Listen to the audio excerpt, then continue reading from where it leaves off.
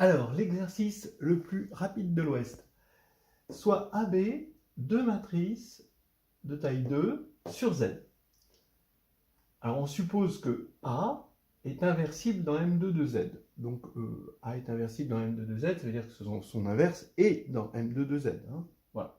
On suppose que A plus B est aussi inversible dans M2 de Z, que A plus 2B est inversible dans M2 de Z, que A plus 3B est inversible dans M2 de Z, et que A plus 4B est aussi inversible dans M2 de Z. Voilà. Et bien, montrer que A plus 5B est inversible dans M2 de Z.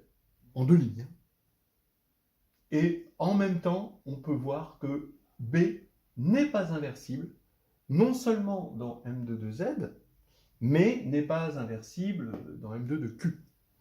N'est pas inversible tout court, quoi. Voilà.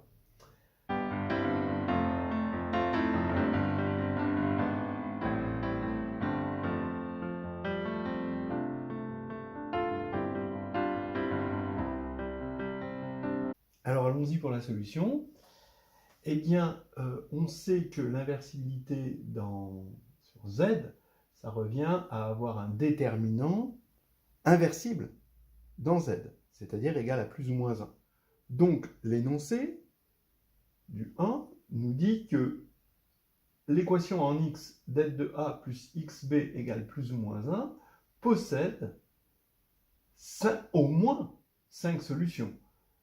X égale 0, x égale 1, x égale 2, x égale 3, x égale 4. D'accord ? Donc, comme ça se scinde en deux équations et qu'il y a 5 solutions, eh ben, il va y avoir une équation qui va posséder au moins 3 solutions. Principe des tiroirs. Donc on va poser epsilon égale 1 ou moins 1, hein, selon l'équation que c'est. Et on va avoir det de A plus xb égale epsilon, qui possède 3 solutions.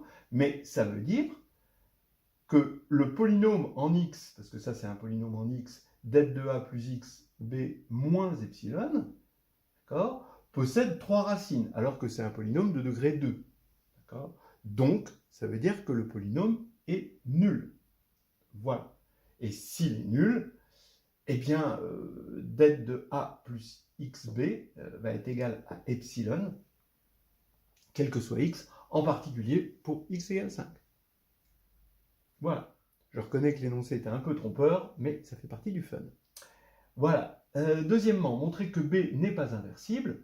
Bah oui, en fait, det de B, c'est le coefficient en x2 de ce polynôme-là, donc ça va être 0. Voilà, c'est tout.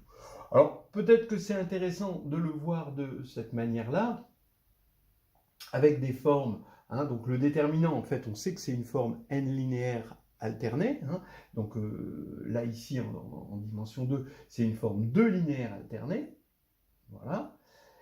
Et bon, sur Q2 croix Q2, hein, on peut écrire det de A plus xb comme phi, donc si je fais correspondre det à la forme phi de EA plus XEB, FA plus XFB, hein, où EA, FA, ce sont les colonnes de A, et EB, FB, les colonnes de B.